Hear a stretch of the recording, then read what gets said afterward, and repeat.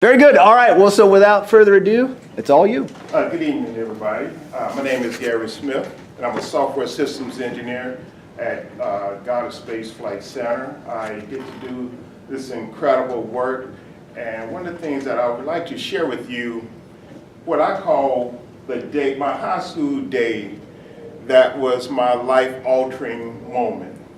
When I was in high school in 1977, a couple of weeks before graduation, my Black history teacher stopped right in the middle of her lesson and took me outside. And my friends thought I was in trouble, but she took me outside and she asked a question. She said, "Gary, what are you planning to do after you graduate?" I said, "Well, Ms. Gilchrist, I wanted to go to college, but I know my parents can't afford to send me.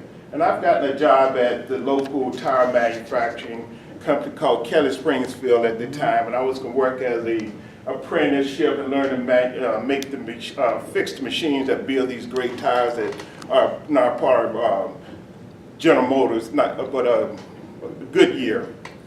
But she said, "You know, Gary, I often talk about you to a lot of my co-workers and friends and tell about, you know, how much promise you have. But they say, Ms. Gilchrist, you really don't know Gary, because Gary is no saint." And she said, "You know what?" I tell them, "That's probably true." But she said, "I see something in you that everybody don't see."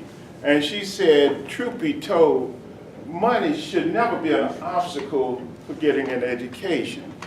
She said, "There is a lot of opportunities out there in the form of scholarships and grant and work study and a lot of things that you can do to help pay your way through school."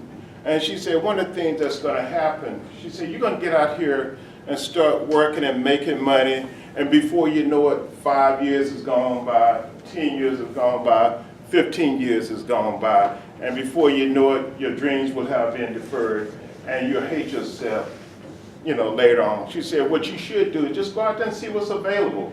So a couple of days after I graduated from high school, 77, a long time ago, I drove up to North Carolina A&T, and one of the schools in Greensboro, North Carolina that I had been accepted in, and I went up and said, "Well, I come here to see what kind of scholarships that are available, what kind of grants are available. And, you know, because I'm, you know, like to go here, but I don't think I can afford to do it this right now." And she looked at my transcripts and she said, "Wow, let me take you to talk to someone."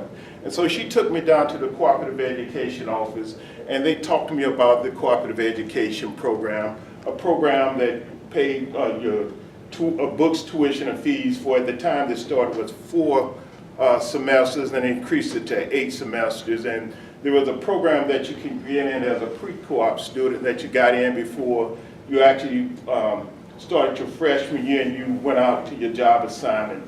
And then after that, you finish your freshman year and then you become in a co-op program, which made it a 5-year program. But at the end of your assignment, you have a 1.5 year experience in the real workforce. And what she said, unfortunately, we only had 25 slots available, but I'll take your name and number, and if something comes up, we'll let you know. A couple of days later, I got this call from Dr. Harold Lanier, Air Force Colonel, was heading up the cooperative education program. He said, "Gary, you got your bags packed because you're going to DC and stuff." So, and I ended up in the cooperative education program and Naval Surface Weapons Center, and graduated A&T in 1982 and ended up in here doing this incredible work. And in the process, I've got to lead and manage some of the brightest people on this planet, as well as we got to work on some of the great observatories of all time, the Hubble, the James Webb, the JPSS program, the GOES-R programs. I've got to do things that's given me career and job satisfaction that most people don't get. And I tell you this story because all of you are going to be at a crossroad in your life, and the decisions you make as young people will affect where you be when you get an old man like me. So I say, listen to your teachers, listen to your parents, because the choice you make will determine what you do later on in life. I like that. All right. All right.